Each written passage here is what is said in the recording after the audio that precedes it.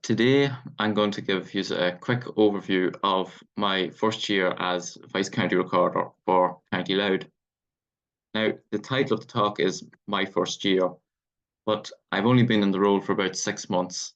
So I'm going to talk a bit more about some recent recording that I've done that has happened in County Louth for the last few years, because 6 months isn't a long enough time to talk about.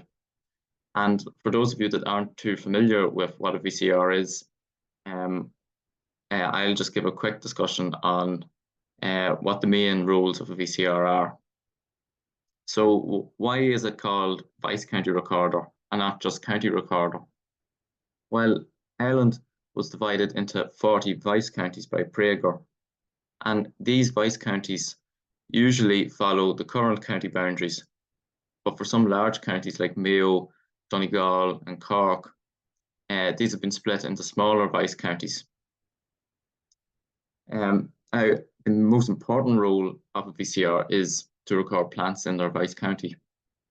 And what you can do is you can individually or just record a few interesting species at a time.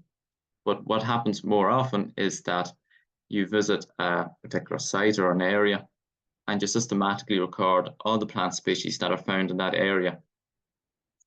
And you have a piece of card called a recording card, and it has all these intimidating Latin abbreviations of the Latin names of plants that you then mark off as you see them.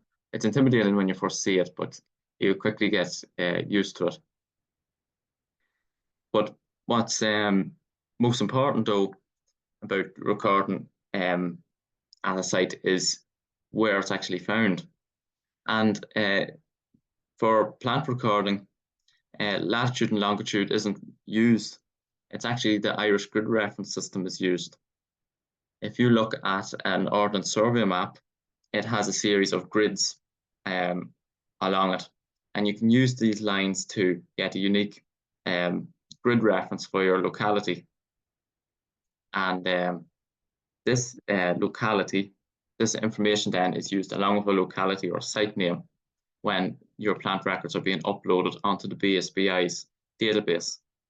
And I upload my records through software that VCRs get access to called MapMate, and this then will sync with the BSBI's distribution database. And the DDB, as it's known, really is an amazing resource.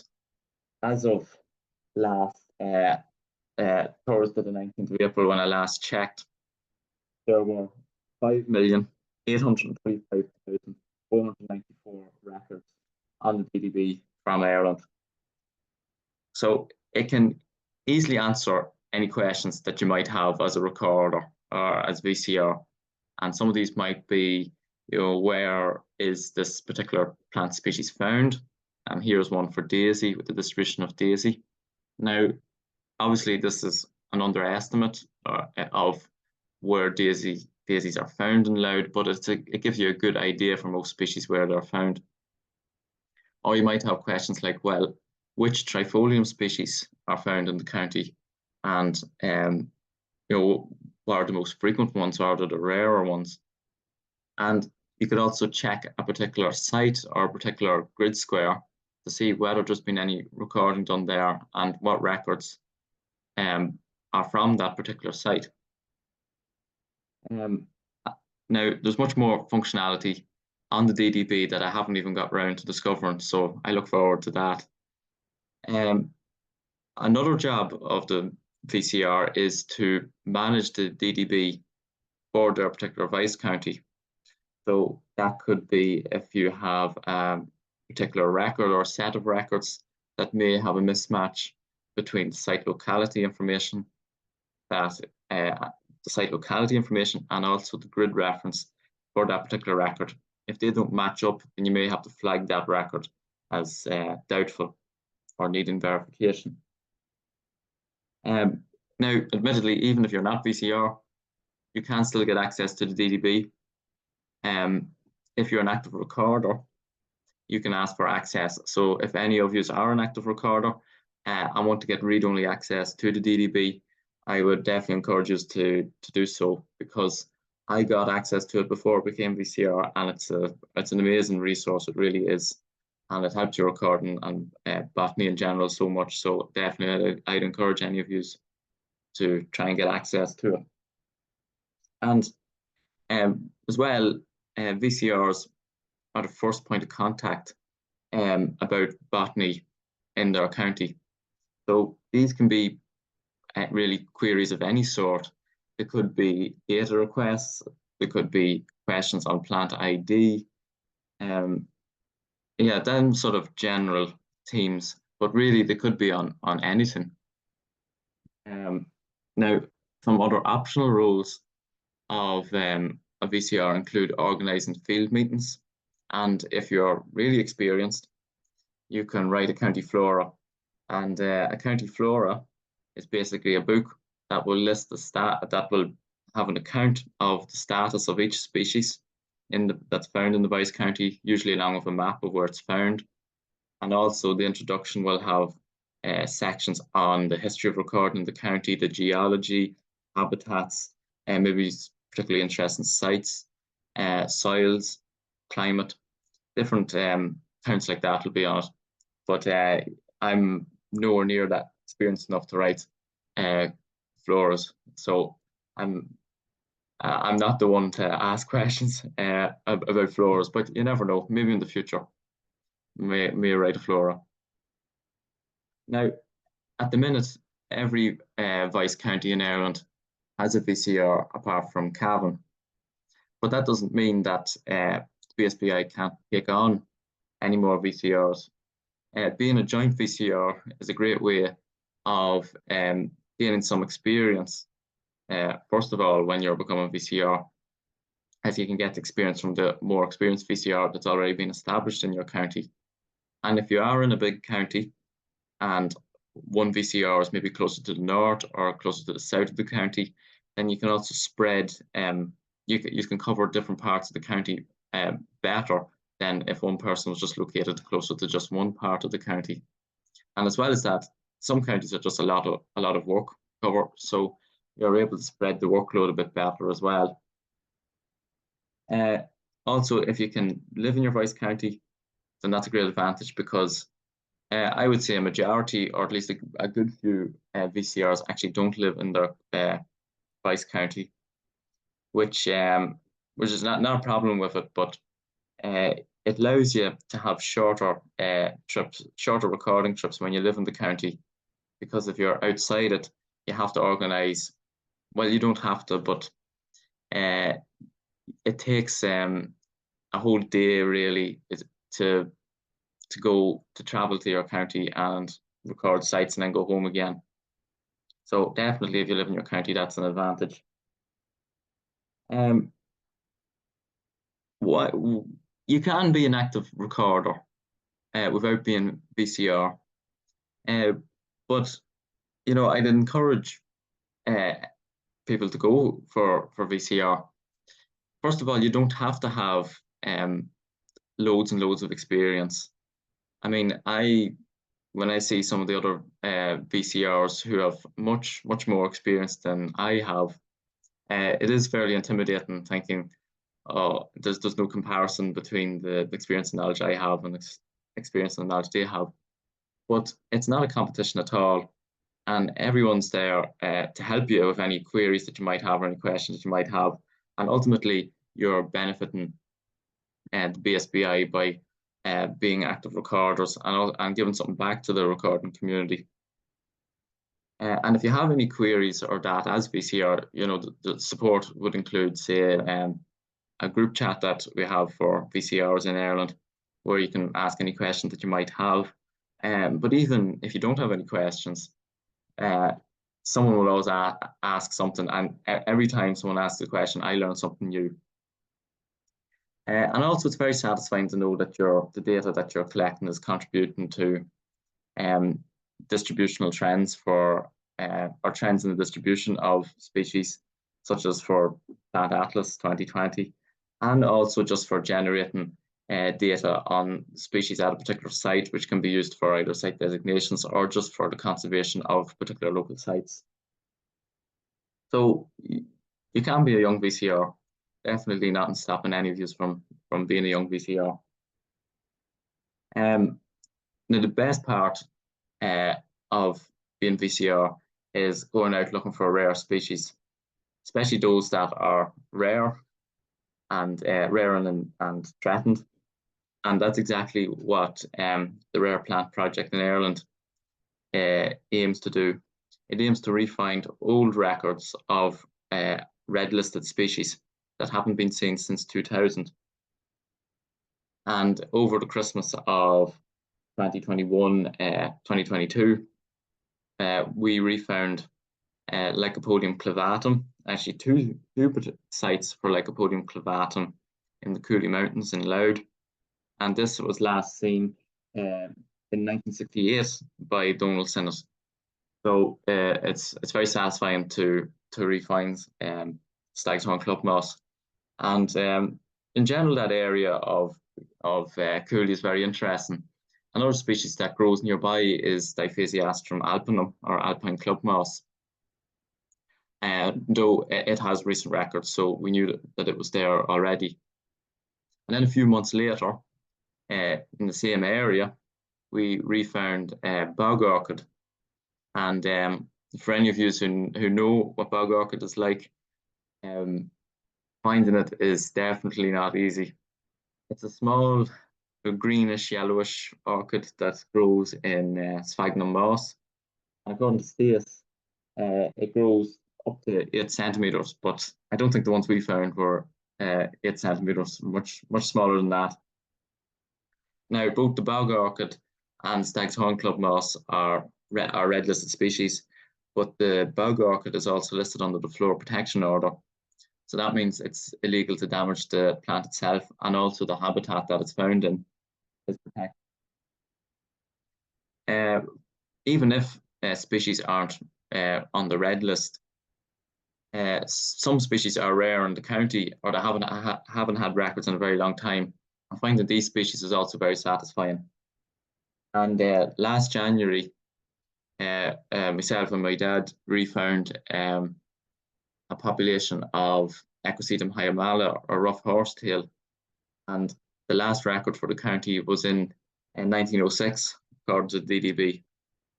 Well, that's what I thought until I got access to copies of John Harron's records from Louth. And these records show that John Harron had Equisetum hyamala from about 4 or 5 other sites in the county in the last few years. So I thought I had a record for a horsetail that hadn't been seen in over 100 years. So my bubble was burst a wee bit when I seen them records, but it was still great to know that there was other sites for Equisetum hyamala in the county. So not everything's on the DDB, as you can see, but it still gives you a good idea of old records and what's found in the county. But John Harron's records, just in general, are a treasure trove of data of really interesting species and detailed maps of where they're found, and also what species were associated with them, and also directions for finding them.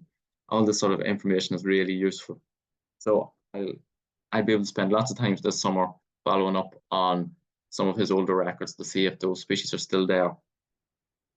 And recently, I followed up on one of those records that John Harron had for a hybrid between rough horsetail and variegated horsetail, which is McKay's horsetail. And we refound that, myself and my dad refound that just a few weeks ago. And it was a really good colony of it. It was about 20 meters long, the colony, and it was just, the stems were growing just on the edge of a riverbank. As you can see in the photo there, they're very thin, growing just over the side of the bank over the river. There was also an old record of this horsetail further downstream, so it's nice to see that this horsetail is still there.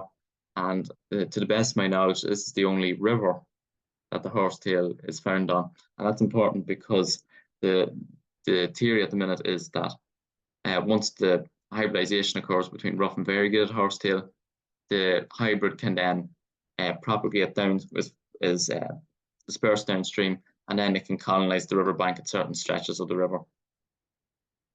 Anyway, that's enough talk about horsetails. I like talking about them because 7 out of the 8 species of horsetail in Ireland are found in Louth. It's only Equisetum potenza, or shady horsetail, that is absent from Louth, but you never know. I'll keep an eye out for it. Many species you come across just by accident or by chance when you're out recording. So one of these is the lesser butterfly orchid that I found I can't remember what I was looking for that day, but just by chance I came across it. That was a really nice find. But also when you're out and about, it's not just the plants that you can look out for. You can look out for other groups. Near to the lesser butterfly orchid is this dragonfly, the keel skimmer. And it's a scarce sort of dragonfly that you find in flushes and runnels in the mountains. So the male with the blue abdomen is really one of my favorite dragonflies to see. So nice to see them as well. Some of the other chance finds that I had included Carduus tenuiflorus, which is the slender thistle. And it's normally a coastal species nowadays, and I found it at Giles's Quay at the coast. But you can also get it inland, and also it's associated with seabird colonies as well. And the one on the left there is a grass, Polypogon monspiriensis, and I found this in sort of waste ground at the edge of a field, not far from Dunleer. And this was the first county record for this grass. And looking at the DDB, most species for it in Ireland have been in the last, I'd say, about 10 years. So maybe it's starting to spread. And this is it's an introduced grass, so maybe it's just starting to spread now a bit more in the last few years. Still nice to find as a new county record, but it's much nicer to find some native species. That's definitely the most satisfying finding native species. But it's not just about species. It's also about the habitats and the diversity of habitats that are found in the county. And becoming familiar with the different sites, what species are found there, and why those species are found there. Looking at the geology of an area, its pH, and using that information to work out, well, why is this particular complement of species or a species in specific found in this area. So in the north of the county, probably one of the most distinctive areas would be Slieve Foy. And what's remarkable about it is its calcareous geology. Most mountains in Ireland would have an acidic bedrock like granite, but Slieve Foy has outcrops of gabbro, which is a calcareous rock, and the chemistry of gabbro is the same as basalt, the only difference being that the crystal grains are a bit bigger. And because of that, you get species that reflect this base-rich habitat, such as the roseroot, which grows near the summit of the mountain. And also you have Sheenus, which is black bog rush. You have Thymus, which is wild thyme. And also you have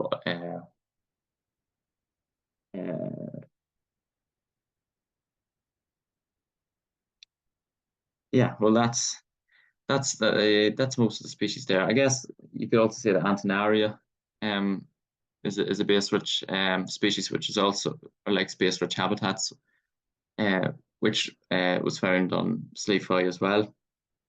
But lower down around the edges of Slieve Foy, where there's also a limestone bedrock, you have calcareous fens where you have really nice species like Epipactis palustrus and grass of Parnassus.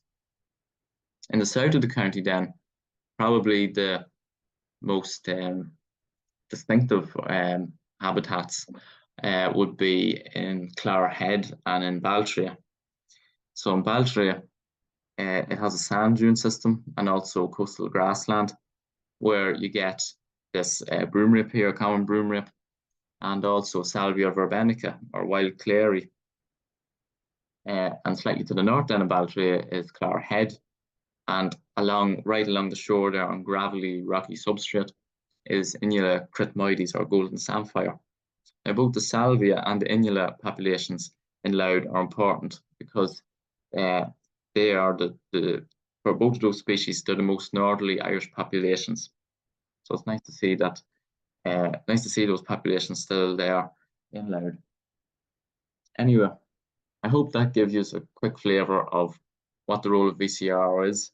Again, I haven't been in the role too long, so I still have a lot more experience to get, and I'm looking forward to my first summer as VCR. So thanks for listening, and hope this gives you a bit of inspiration to go out and do a bit of recording in your Vice County. So thanks again.